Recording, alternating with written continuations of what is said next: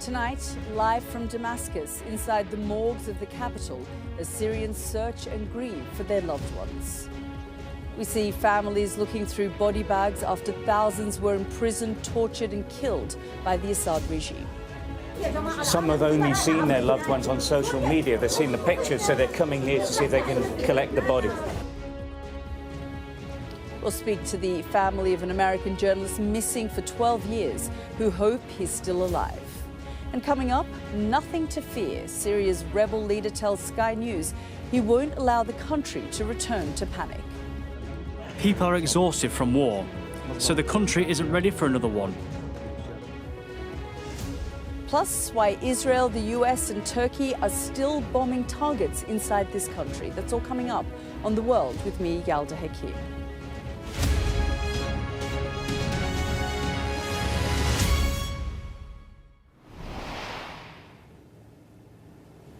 Hello and welcome to this special edition of The World with me, Yalda Hakim, live from Damascus. Well, since the regime of Bashar al-Assad fell, there have been scenes of jubilation here. That new sense of hope was backed up today by the man who spearheaded the rebellion, Abu Muhammad al-Jolani. Speaking exclusively to Sky News, the leader of the rebel group, Hayat Tahrir al Sham, had a message for the West. There is nothing to fear. But even as he tried to allay concerns, the true scale of the campaign of suppression and murder carried out by the previous government is becoming clear. Today, our team witnessed grieving families going through body bags one by one as they tried to identify their loved ones. Our chief correspondent Stuart Ramsey spent the day at the Al-Mujtahid hospital in the capital. Here's his report. From the gloomy interior of a morgue's refrigeration room, a body is wheeled on a gurney towards the examination area. They're trying to identify who the dead man is. All they know is that he has been murdered. The dead here are all victims of Bashar al-Assad's regime. Across Damascus, there's a desperate search for the missing. There's no authority. So distraught family members are searching the morgues themselves. They open body bags to take pictures of the victims, trying to work out if they are relatives. Beside them, the refrigerator door has been opened. Stacked inside, over 30 people. Assigned a number. The identity mark of the unclaimed dead, the unknown victims. Nearby, they open refrigerated lockers looking for bodies, praying they would at least find who they have lost, often for over a decade. And perhaps for them, final closure at last. The people, this is happening all over the city. They're coming to morgues where they know people who have been tortured to death. Their bodies have been found here and identified. Some have only seen their loved ones on social media. They've seen the pictures, so they're coming here to see if they can collect the body.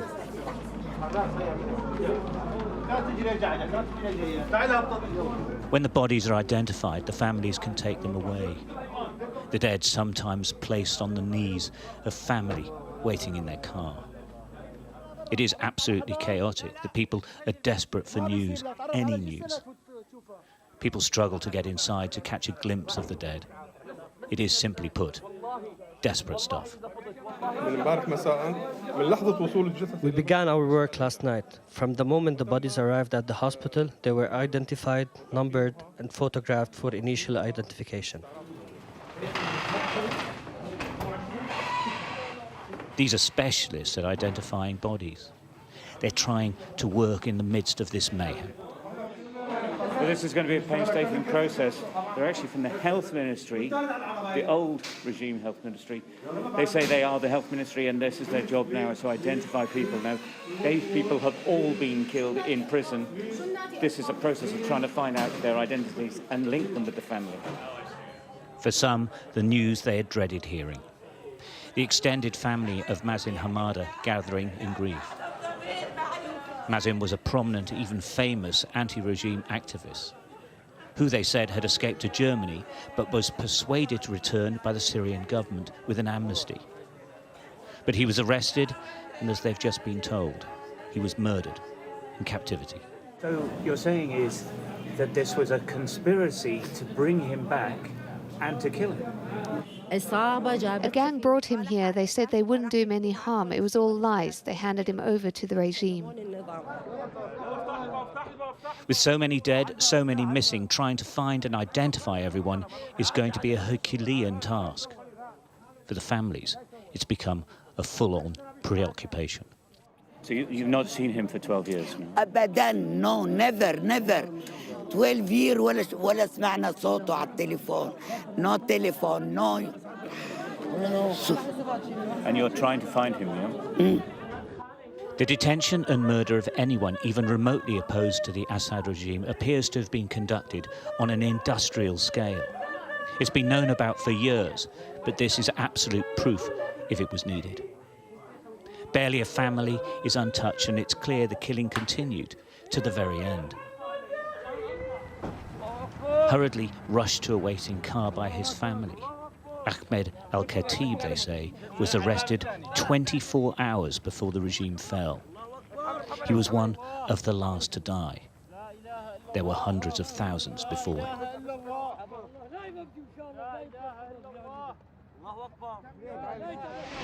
And Stuart joins us now. Stuart, really powerful reporting there. Over the course of the last few days, we've seen celebrations, we've seen jubilation here. We've seen people going into prisons to search for their loved ones. We've also seen many refugees returning back to Syria. But we're also seeing, as this country starts to open up, just 72 hours after the rebels took over and the Assad regime fell, the dark reality is emerging. And really, this is the tip of the iceberg.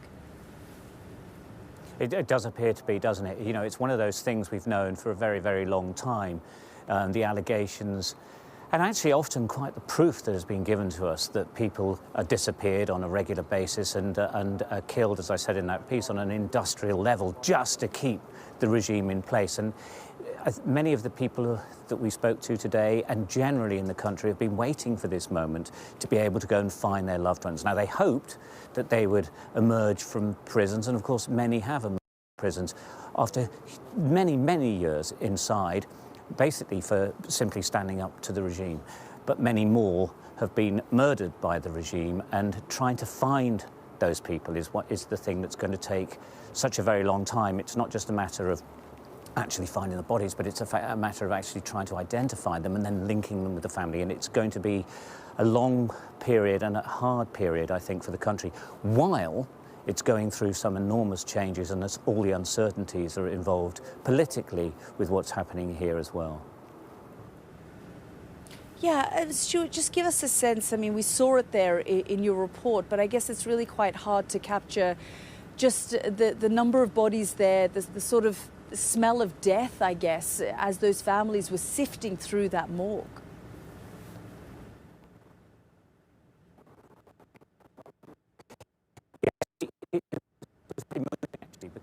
Stuart, can you hear me?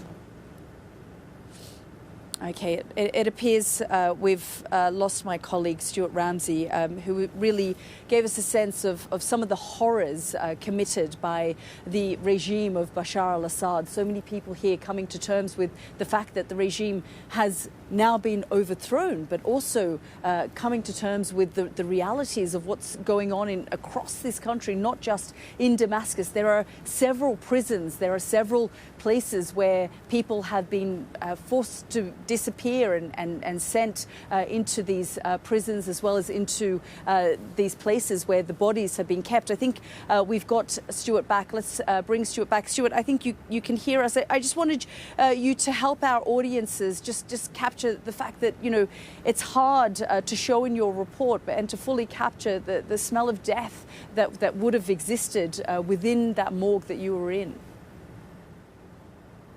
Yeah, so there are 35 bodies there. They've been kept in refrigerators, but those are not working particularly well. And so, as you can imagine, it's quite a tough environment for the investigators who were there. Obviously, we don't show the pictures, things that we have seen, but I can assure you that the bodies that I looked at, you saw the families opening the body bags, well, I could see what they were looking at, and we were looking at the faces of people who have been murdered, no doubt about it, covered in scars, bullet wounds to the head as well. Interestingly, some of those that we found today had died very recently. One young man was taken prisoner 24 hours before the regime fell, and he indeed was killed as well. It is tough in there. It's not just happening in that morgue, it's happening all over Damascus, but also in various places all through the country. So as I say, it's just a snapshot we can show you to broadcast on television, but it is pretty tough in there and very emotional because, as you might imagine, the people are very, very upset. Yeah, absolutely. Stuart, thank you so much for all of your reporting there. Well, as those families queued to identify the remains of their loved ones, the man who led the rebels against President Assad tried to reassure Syrians and those looking on from abroad that there is no need to panic. Abu Muhammad al-Jolani spoke to our international news editor Zain Jafar, and we'll hear from him in a moment. But first, let's just take a closer look at the key players competing for influence in Syria. Well, rebel forces, the Islamist group HTS, have successfully taken this corridor, capturing major cities. You can see it on your screen there. The Syrian Democratic Forces in yellow, a largely Kurdish group controlling areas in the north of the country. They have their own desire for statehood. And Turkish-backed militias known as the Syrian National Army also control some areas in the north of the country. Our international affairs editor Dominic Waghorn has this report. He is the man behind Syria's revolution, a hero to his people for toppling their tyrant. But how will the world now respond to Mohammed Jolani's stunning victory? Speaking to the foreign media for the first time, exclusively to Sky News, he sent this message to the outside powers, including the West. Their fears are unnecessary. God willing, the country will be rebuilt. The fear was from the presence of the regime. The country is moving towards development and reconstruction. It's going towards stability. People are exhausted from war, so the country isn't ready for another one, and it's not going to get into another one. The source of our fears was from the Iranian militias, Hezbollah, and the regime which committed the massacres we're seeing today. So their removal is the solution for Syria. The current situation won't allow for a return to panic. Jolani is being worshipped here like a celebrity, the man of the moment, promising a new future for his country. Everyone talked about a new Middle East, but we were the ones who actually made it happen, for our own benefit and for the good of Syria. In the Grand Bazaar in Damascus, they're still singing songs cursing Syria's fallen leader Bashar al-Assad. The challenges for the country's new rulers are enormous. Father of two, Osama, has this dream for his children. We want the new generation to live in dignity and in freedom, not like us. We were either tortured or imprisoned, and some of us were forced to be in the army and they never came back. A young mother nearby told us the new government must make life affordable again. We're hoping for the new government to make things cheaper, especially products for babies and pregnant mothers. Our life has been difficult. The cities are awash with rebel fighters. For some onlookers, there is a nervousness about what comes next, especially, says storekeeper Mohammed, among Syria's many different religious groups. Yes, there are fears, especially among minorities. To be quite honest, some people have fears. My friend is a Shia, and he called and said he wants to leave this place, and I told him to calm down. They're painting over the old flag with the colours of the revolution and watching closely to see what kind of country it will bring. Rebel commanders are now ordering their fighters to withdraw from Syria's cities. How they respond could be a key test for the revolution as it tries to transform itself from armed rebellion into a viable new government for Syria. Outside this world-famous Damascus ice cream restaurant, rebels savour their victory. The discipline that helped them win suggests they may follow orders now. We as soldiers will go back to our original positions and the security forces, the police, will take over. There is no terrorism in this country. But we are only 3 days into Syria's brave new world. Their country has been a pariah for so long. They know only too well the challenges they face. After all they've been through, they now have hope. So much hangs on their leaders, winning support from the outside world.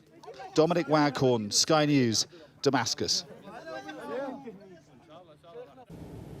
Well, that exclusive interview with Abu Muhammad al-Jolani was conducted by our international news editor, Zain Jafar. And Zain joins me here now. Zain, well done on getting that, because he rarely speaks to the press. He rarely speaks to the Western media. And yet today he is in and around Damascus, and you randomly came across him. Yeah, completely unexpectedly. And I guess that's the situation that we find ourselves in today's Syria, is it's completely unexpected and unpredictable.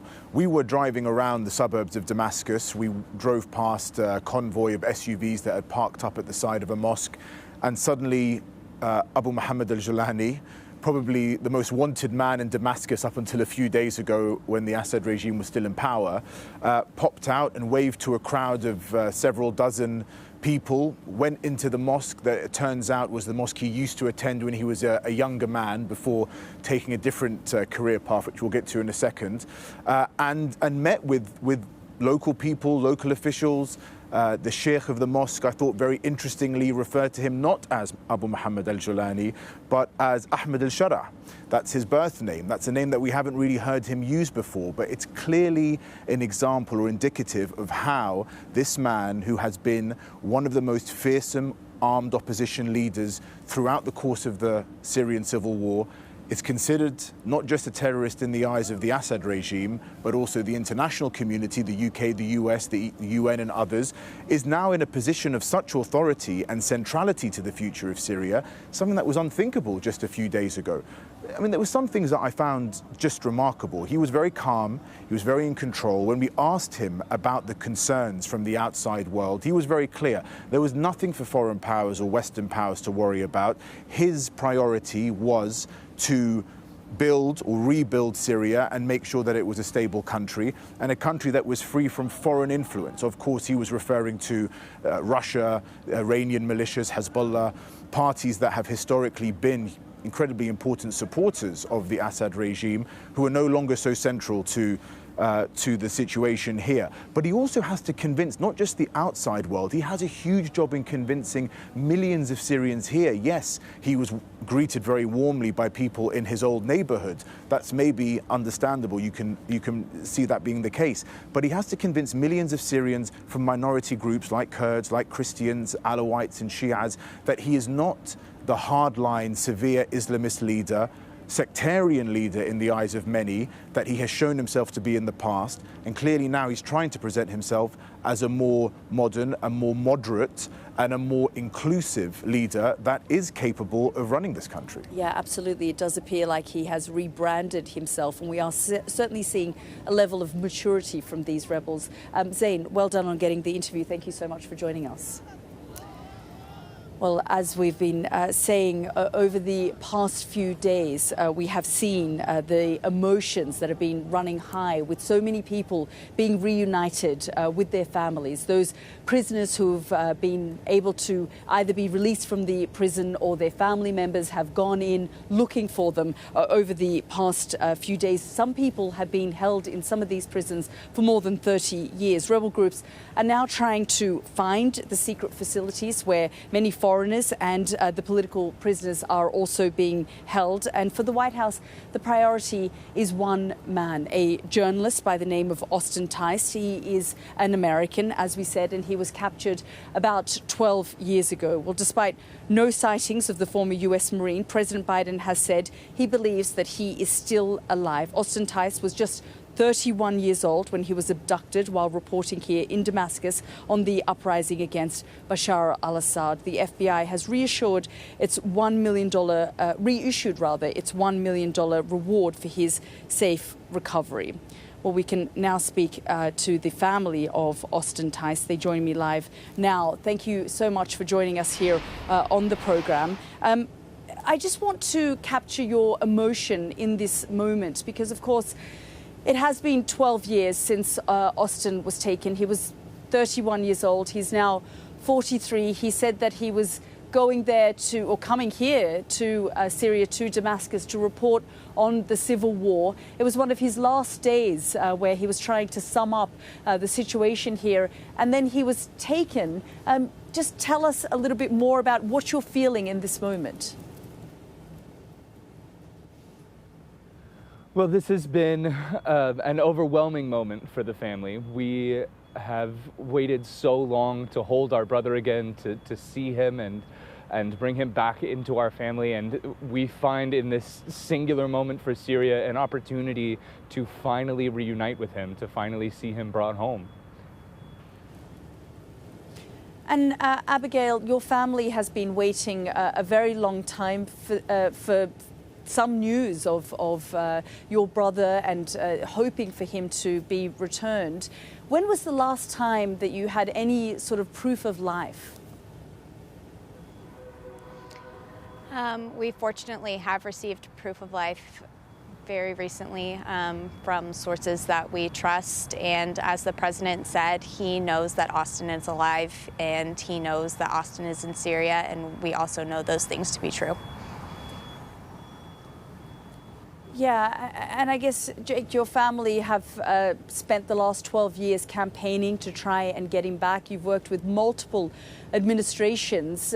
Do you think now that this is the moment and you're hoping that, it's only been 72 hours since the rebels have taken over this country, that soon enough your brother will reappear? Yes, we have enormous hope that that is the case. We know that every effort is being extended right now to search for him throughout Syria, throughout Damascus. We know that there are people on the ground who love Austin.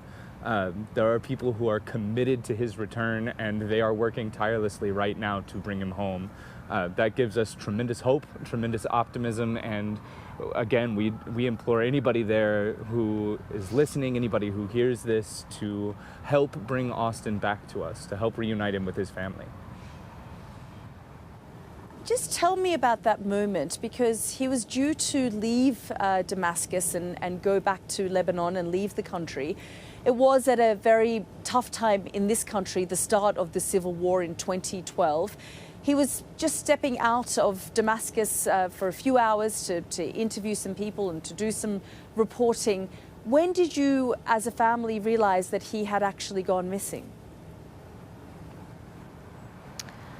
We were actually all on a family holiday together, and the holiday obviously took an incredible left turn when we were made aware that he hadn't been responding to anyone for a little bit, and concerns were starting to rise about his whereabouts. And so we were all together when we realized that he had indeed been taken captive.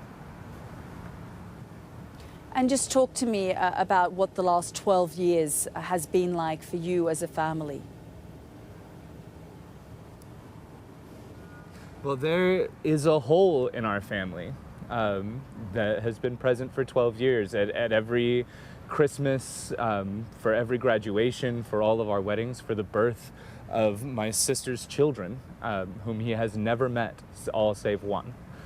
And it is difficult to describe how that feels when and as we gather, to know that he is not seated at our table.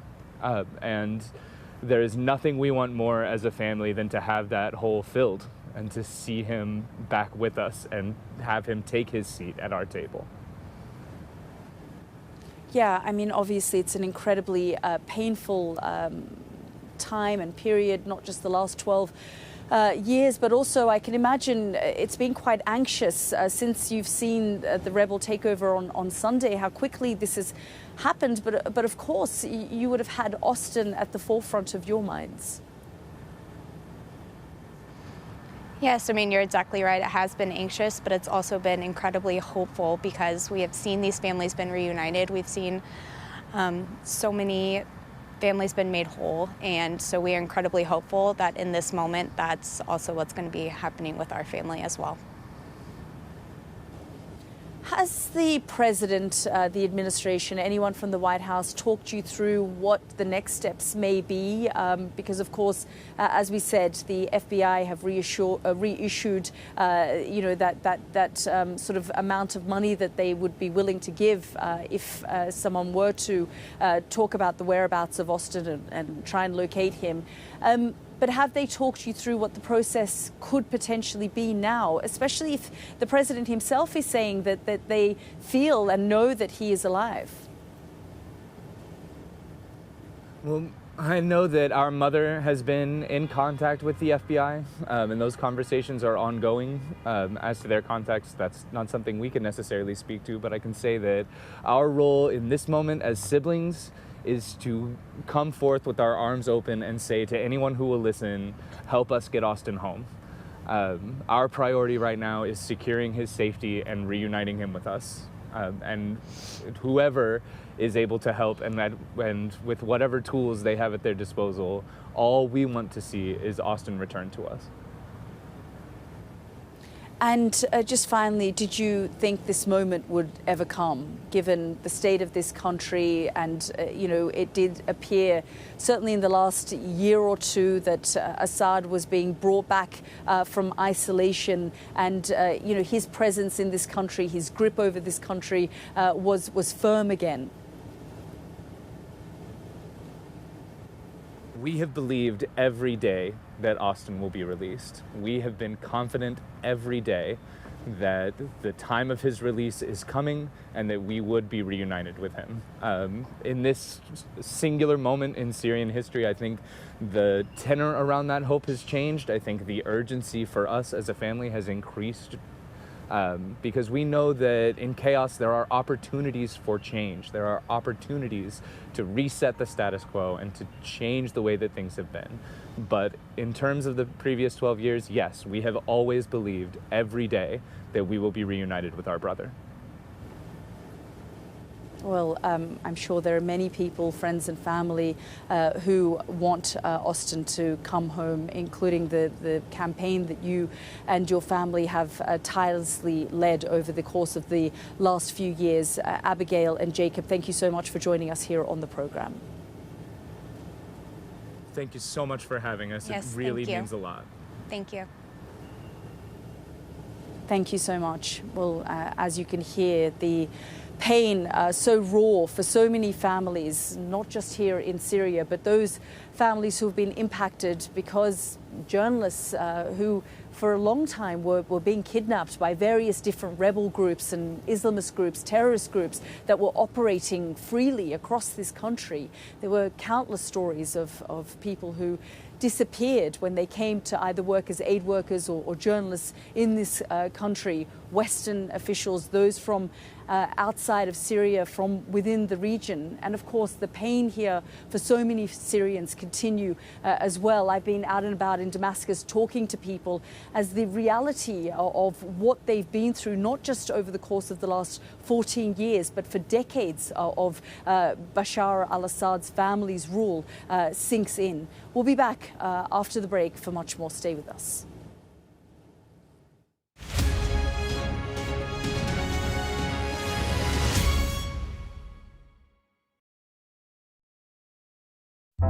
Big stories don't always come from big cities.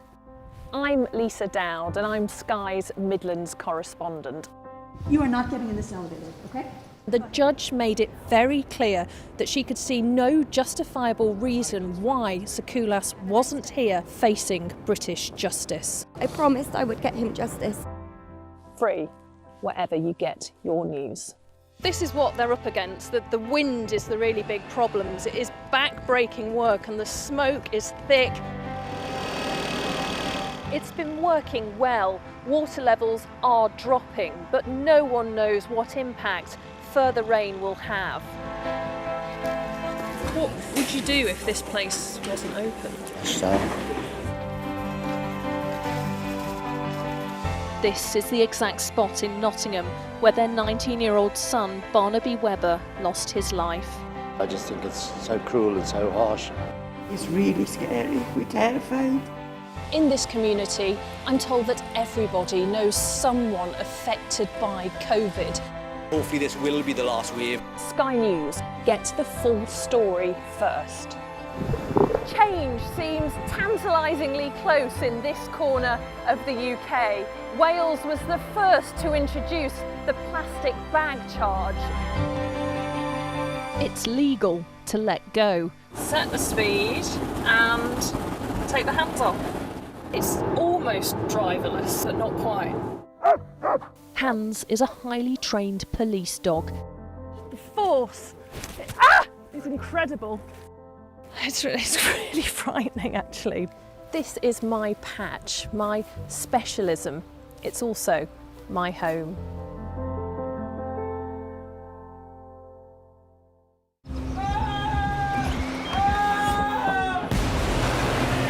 The most significant day of this conflict. They keep telling us that they want aid. And this is what's left of it. Tanks, heavy vehicle. Why only in America? People want their country to work. You want a job in a normal life. Why are these homes empty? I want you to be honest with people. That has happened within minutes. Sky News, the full story first. Free wherever you get your news. Jubilation in the streets, while some emotional. This is a political victory for Prime Minister Modi and his Hindu Nationalist Party. I'm Neville Lazarus, and I'm Sky's reporter based in Delhi. Companies like these are helping India in its trajectory to be a serious player in space exploration. Sky News, get the full story first. We've got your Sunday mornings covered. From the front page and the sounds of the streets to the voices of the people who make the major calls and big picture politics beyond Westminster. We'll put you at the heart of our story. A new start to Sunday. I'm ready. Are you? Join me, Trevor Phillips, Sunday mornings on Sky News. Welcome back to Damascus. Well, earlier in the programme, we heard a promise of calm from one of the main rebel leaders here. Well, despite those assurances, the US, Israel and Turkey have been carrying out hundreds of strikes targeting regime military compounds. Well, bases, airports and ports have been attacked, apparently to avoid weapons and infrastructure falling into rebel hands. Here in Damascus, the Aqaba Air Base was hit, as well as a centre for electronic warfare and the Barza Scientific Research Centre, which has been linked to chemical weapons production. The IDF are also operating inside Syria beyond the buffer zone that has been in place between the two countries since 1973. Israel has denied reports its tanks were moving towards Damascus. Our international correspondent Alex Rossi has this report.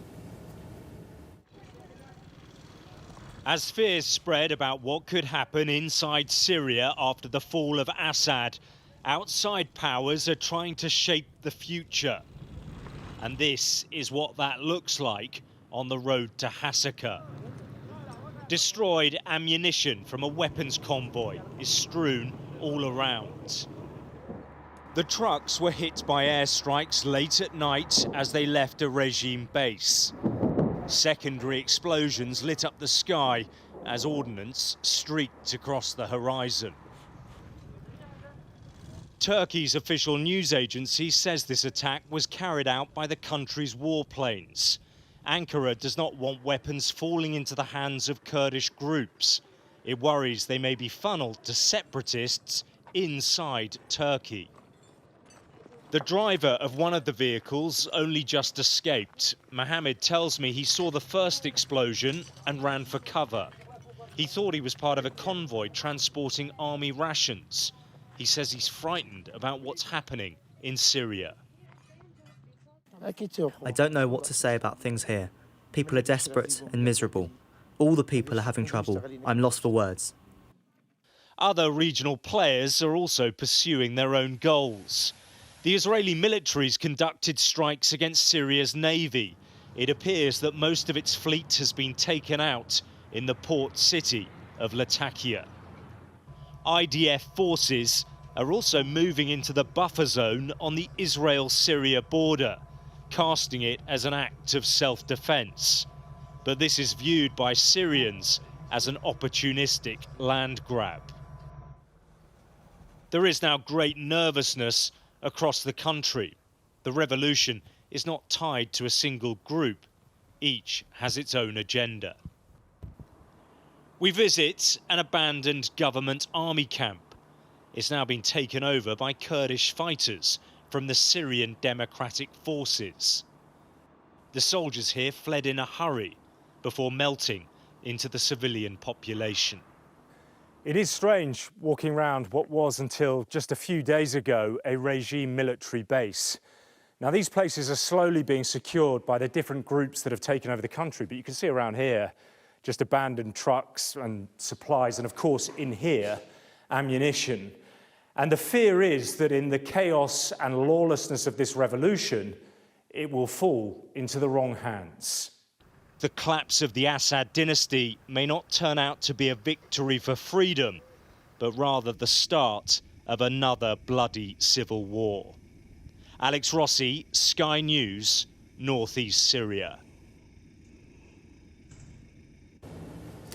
This is The World with me, Yalda Hakim. Next up on the programme, the suspect in the shooting of a healthcare insurance boss in New York shouts and struggles with officers as he's dragged into court.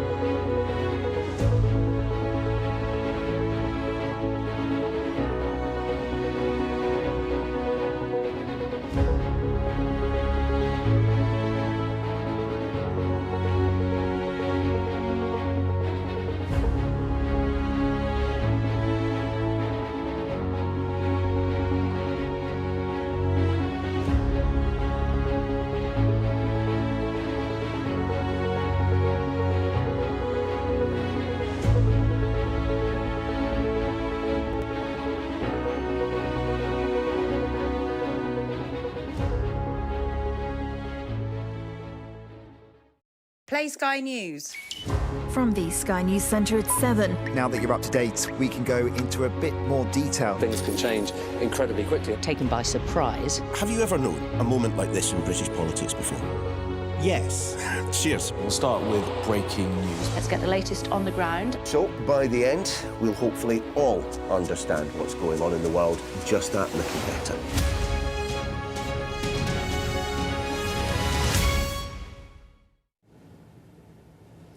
Hello and welcome back to our special edition of The World, live here from Syria. Well, Israel is bombing Syria and Gaza, but the country's Prime Minister had another role today as a witness. Benjamin Netanyahu took the stand for the first time in his long-running corruption trial. Mr. Netanyahu denied charges. He sought favourable news coverage as he appeared in court in Tel Aviv and said the charges of bribery, fraud and breach of trust against him are an ocean of absurd.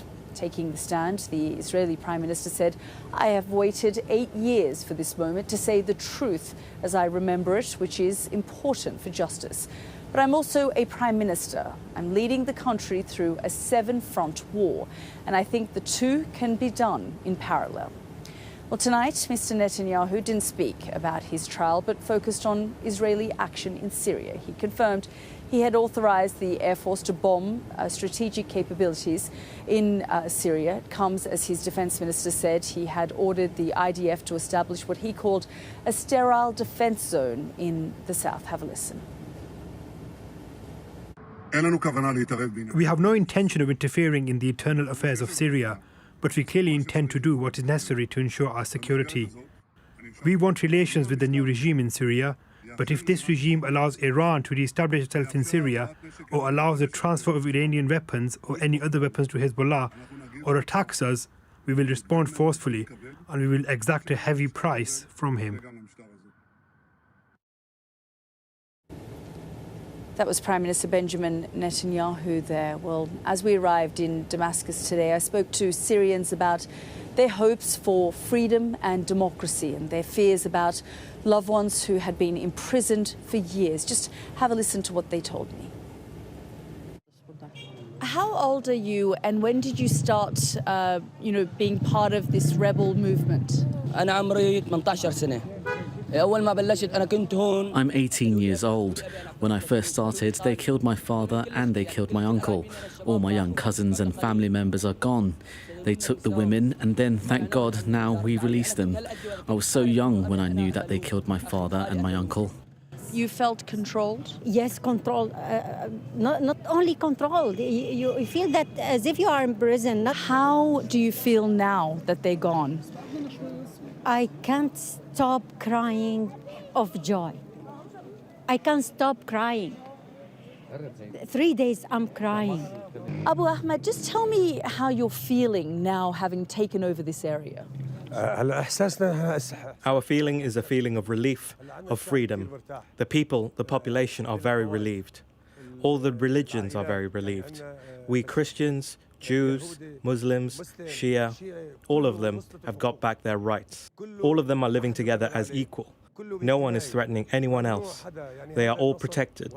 This victory has no vengeance. As Jolani said, no revenge in this victory. And what do you think will happen to your country now? شو رأيك حيصير بالبلد هلا بعد هيدا التغيير؟ نعم شو حيصير برأيك بالبلد هلا بعد سقوط النظام؟ هيدا التغيير شو برأيك كيف حيكون البلد بعدين؟ حتكون سوريا حرة وحنكون نحن الكل مبسوطين. Syria will be free, and we're all so happy, and we accept any rules that they will implement. I was very young when my dad was taken.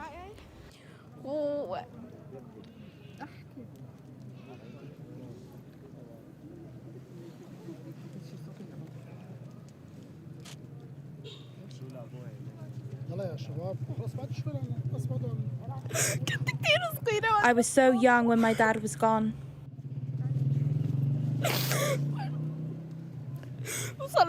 It's been 13 years that he has been missing.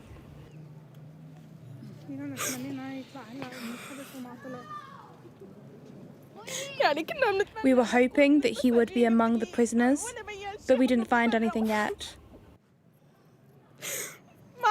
I'm seeing everyone finding someone from their missing family, but not us. Even my uncle is a martyr. Are you hopeful that you'll be able to find your father? We hoped a lot, but we're not finding anything. We're really frustrated, not sleeping, waiting, but we were not able to find anything yet. Some of the voices of the people I met here in the capital, Damascus, today, you could really feel the raw emotion, the joy, the jubilation, but also the pain of what they have gone through. It's quite extraordinary to see people finally taste freedom and be able to express themselves, to be able to talk about having the freedom to speak, to breathe. It really has been quite extraordinary. And while we're focusing on the situation here in Syria, there is, of course, news developing elsewhere. Let's go to the United States. And police in New York say that the suspect in the shooting of the United Healthcare boss, Brian Thompson, is a coward, not a hero. A 5-day manhunt ended with the arrest of Luigi Mangione following a tip-off from a McDonald's employee. Tonight, the 26-year-old has appeared in court to face charges and shouted, "It's an insult to the intelligence of the American people," at the media as he arrived. Just have a listen. Please do it. And completely out of touch. And it's an insult to the intelligence of the American people and its lived experience. Let's go straight to our US correspondent Mark Stone, who joins us now. And Mark, extraordinary scenes in court today.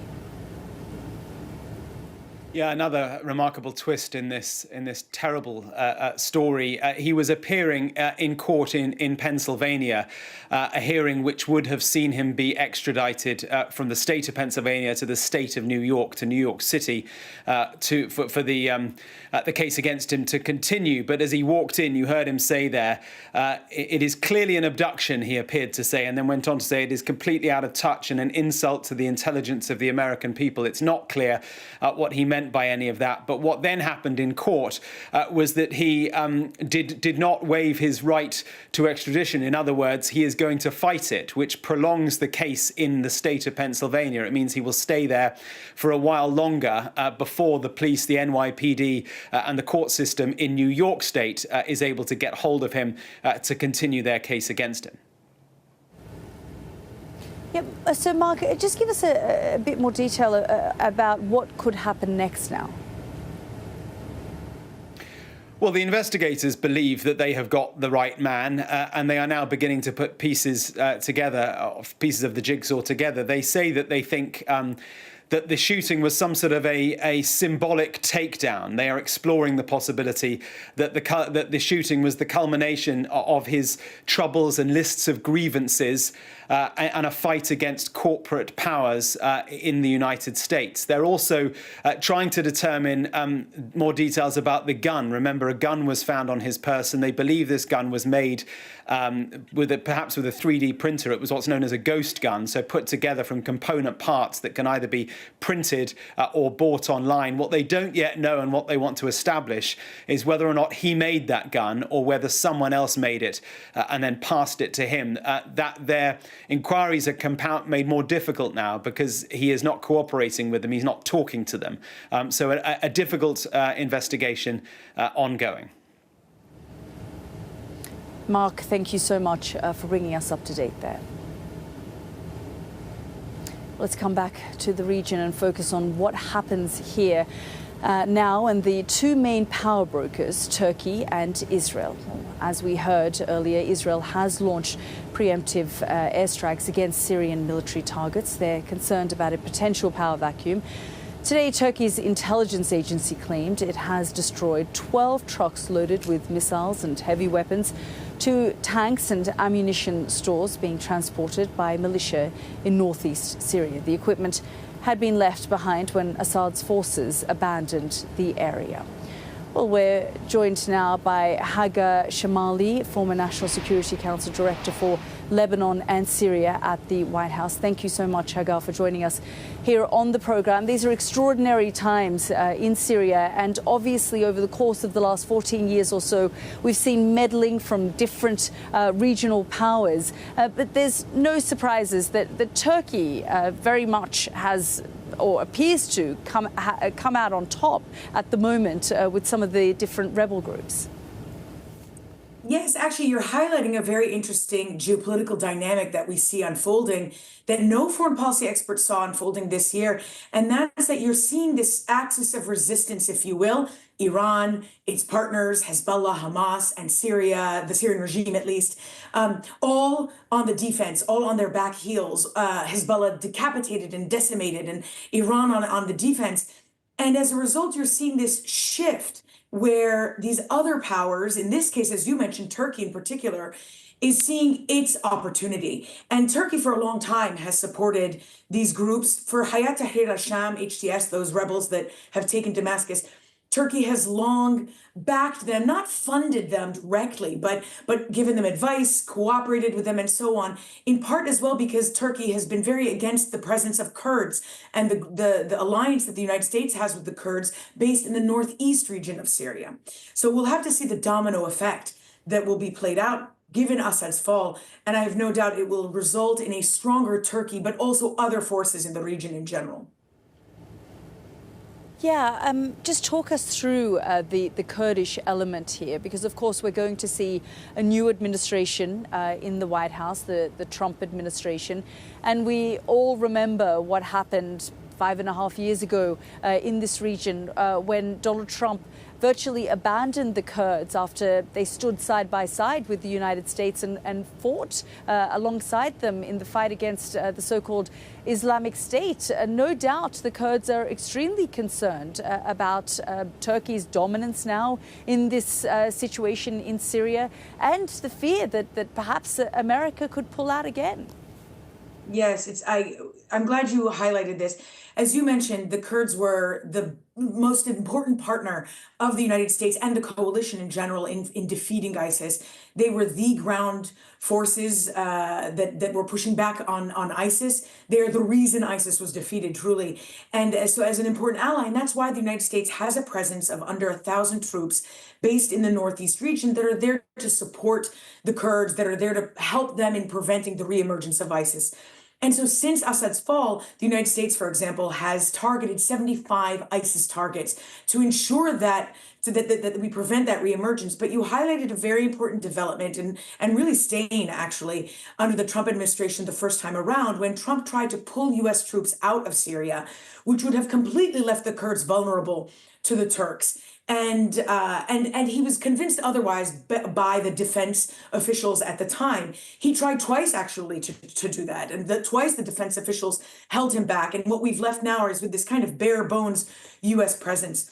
But that said, your map actually really highlighted the risk that you face in Syria now, as overjoyed as I am that Bashar al-Assad is finally gone, and the freedom that the Syrians are going to feel in the release of the political prisoners. When you look at that map, you see the vulnerability that you have these other rebel groups, or you have these areas that are under no control, and that vacuum leads itself vulnerable to risk of other rebel groups pursuing an agenda. It leads to the risk of chaos, sectarian divisions, and so on. And that not just affects the Kurds, but others across the country. And so that's what I will be looking for as we move ahead, to make sure that the rest of Syria doesn't devolve into chaos.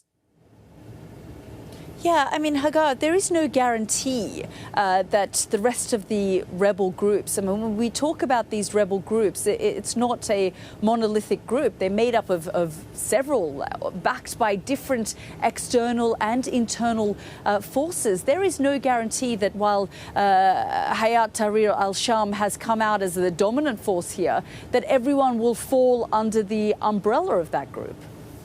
That's completely right. In fact, when I worked at the White House, I handled the first 2 years of the Syria crisis. And one of the things that made it very difficult in working with the Syrian opposition, and you have many impressive Syrian oppositionists, many human rights activists, many who have put a lot of thought and effort into working toward a stable transition to democracy, but they were very fragmented and not at all united. And it was one of the challenges we faced over and over again in pursuing a diplomatic process with them. And at the same time, by the way, Bashar al-Assad was releasing Islamists from prisons to further his argument that he was fighting Islamists, that he was fighting terrorists. And that sullied the opposition. It sullied the opposition's brand and its name and its effort. And as a result, you had this just complete fragmentation across Syria. You had sectarian chaos, and you have different rebel groups, each with their own agenda. And that's my concern as well, as you mentioned. I mean, if you see Hayat Tahrir al Sham, the territory that they've now taken is really but a sliver on the west side. And you have many other groups, and that's why there's this focus on preventing the reemergence of ISIS, but ISIS is only but one of these groups. Now, again, the majority of Syrians are not Islamists. They are not this, and I don't want to imply that in any way, shape, or form, but when you have a vacuum, a power vacuum at the top, it lends itself vulnerable to this, to potential chaos and absolutely. Yeah, absolutely. They can emerge. Hagar Shamali, really grateful for your thoughts on the program this evening. Thanks.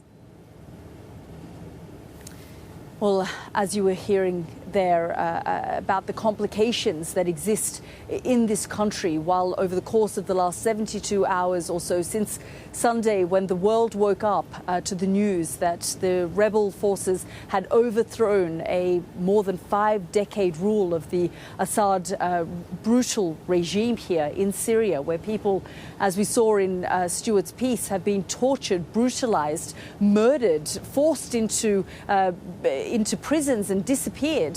The reality, though, is that this is still an extremely divided nation. We'll be following all the developments here on the programme. Do stay with us. We'll be here for the rest of the week. From me and the team, good night for now.